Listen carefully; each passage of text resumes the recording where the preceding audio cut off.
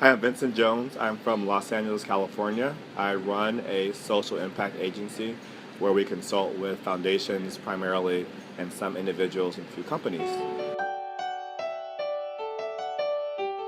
In Los Angeles and in the US, I'm involved in a number of organizations. I'm on the board of Lambda Legal, which is the oldest national gay organization in the country.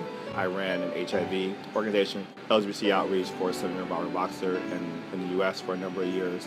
So coming out, I feel like you're always coming out. I mean, I believe I first came out when I came out of the womb. But when I started coming out to myself, I was in high school, or probably after junior high school. I knew I felt attraction for guys in my class. I knew that I felt different from my cousins and the men in my family, but I still didn't start coming out to other people until my junior year in college. Came out to some close friends, and then after college, came out to my mom and some of my family. But it wasn't until 2004 when my first job, where I was doing outreach to the gay community, where my first meeting on that job, I was introduced as, "Hi, this is Vincent. He's going to be doing gay outreach for the senator." And then I was like, okay, well, I'm gay. And my personal and professional life merged together. And that's when I started to be gay to everybody. Shortly after that, I realized it's very important to be out and be visible, especially for me as a black gay man. So a lot of people don't always get to see gay people who look like me on TV or in the media. You often see gay people who are primarily white gay men. And for younger people who don't look like that or don't fit that image, they often think there's no place for them. So I've made a point of being as visible as possible in a variety of spaces. Whenever parents first hold their children, they have a vision for what their future will be like.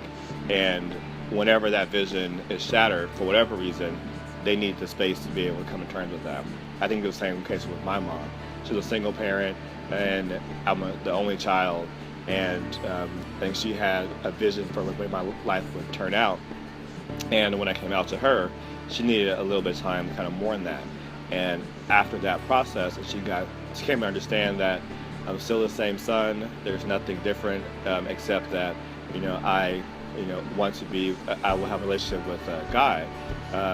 She's been fine and very supportive, and is excited for me to have children and excited for me to get married. And we're still thick as thieves. I've texted her daily little pictures of our trip so far.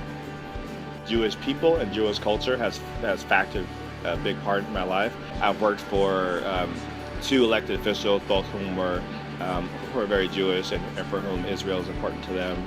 And I just realized that in many parts of my life, that kind of Israel and Jewish issues and Jewish culture were connected to it. The Israel-American relationship, to me, is very important and very critical. There is the understanding the role that Israel plays in the lives of Jews, the understanding the role that Israel plays in relationship to the U.S. I'm intrigued and encouraged and inspired by the level of camaraderie that brings people together to create this country. I'm fascinated about the idea of an LGBT group that is connected to Israel, because one of the things I also value about Israel is that in the Middle East, it's the only place that I'm aware of where people can be out, can be open, can have relationships, don't have, from what I understand, don't fear losing their jobs. And so the idea of helping LGBT folks in the U.S. connect with folks here who are also gay, I like that idea, especially because of what's going on in the world. Again, Russia and Uganda and many other places where the anti-LGBT forces in the U.S. are exporting hate abroad. I love the fact that the Wider Bridge is trying to export equality and love abroad, and using Israel as a hub to do that. I think more than anything, I've enjoyed the people. It's been a great mix of people across ages, which I appreciate. I think in the gay community, it's hard to find spaces where you really have a mixture of folks like that.